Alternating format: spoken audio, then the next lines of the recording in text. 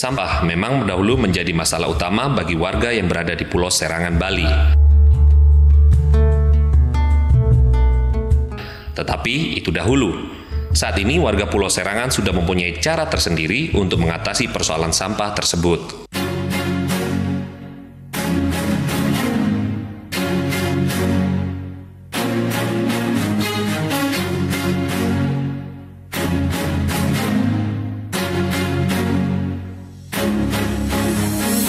Cara mengolah sampah bagi warga di Pulau Serangan dimulai dengan bergeraknya beberapa tim yang bertugas mengumpulkan sampah-sampah yang ada di seluruh pulau.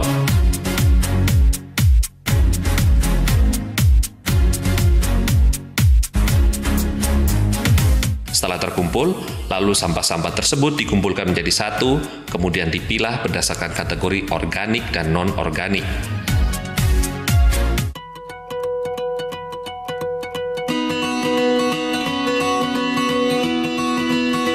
Sampah non-organik bisa berupa bekas minuman, bungkus makanan, dan plastik. Nantinya akan diolah menjadi berbagai macam kerajinan yang bernilai ekonomis.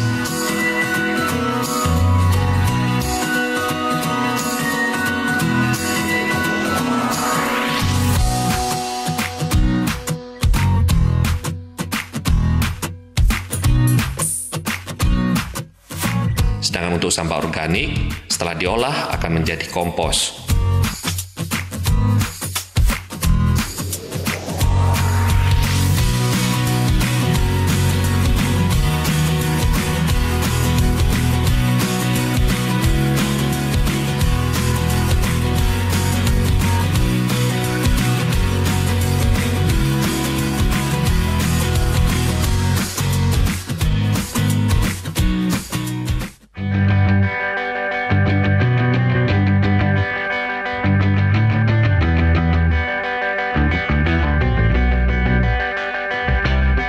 Wayan Patut.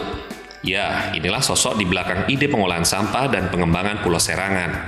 Laki-laki asli Pulau Serangan ini tergerak untuk memerangi sampah yang menutupi indahnya pulau tempat kelahirannya.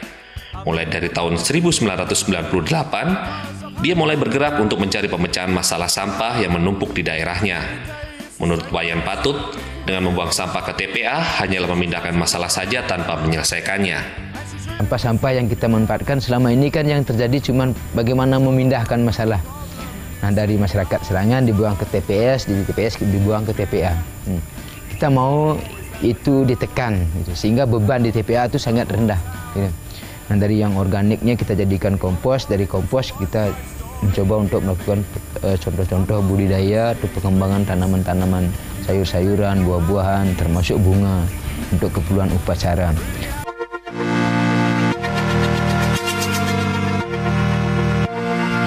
Tahun 2014, akhirnya Wayan Patut dibantu dengan pihak swasta dan Kementerian Pariwisata berhasil mendirikan Balai Latihan Kerja Pengembangan Ekologi Terpadu atau yang disingkat menjadi BLKPET.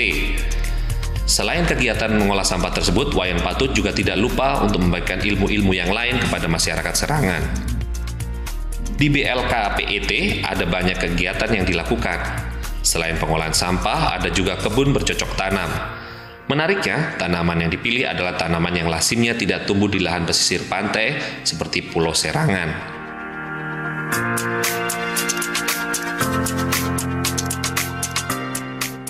Salah satu kegiatan di kebun ini adalah pengembangan inovasi tanaman organik. Misalnya saja tanaman sawi ini yang lazimnya ditanam pegunungan lalu dicoba dikembangkan di Pulau Serangan ini. Padahal di sini tanahnya sangat tandus dan juga penuh dengan koral.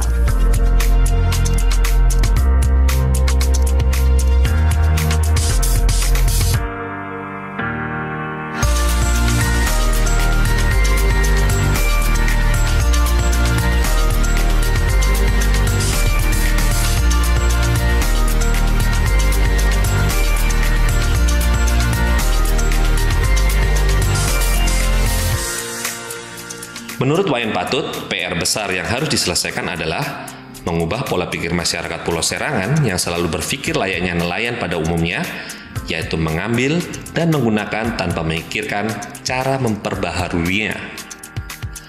Karena itu, Wayan Patut mengajarkan teknik bercocok tanam, juga memelihara kepiting bakau dan kuda laut.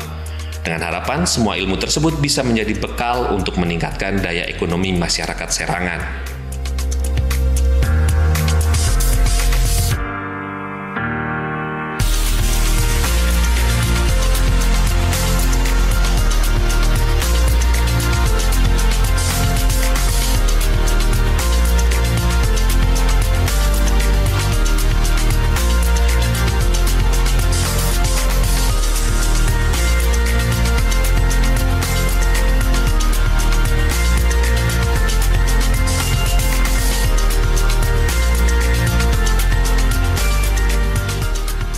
Kita berharap semua orang yang masuk ke Serangan ada suguhan bahwa masyarakat Serangan tidak lagi seperti dibilang merusak terumbu karang misalnya, membuang sampah sembarangan.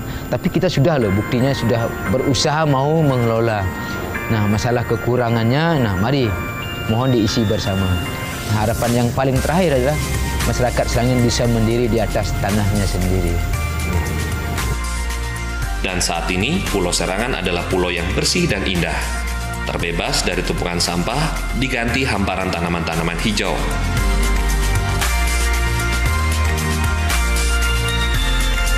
Kita semua berharap, keindahan yang sudah ada jangan sampai kembali seperti dahulu lagi. Sehingga perjuangan seorang Wayang Patut tidaklah sia-sia.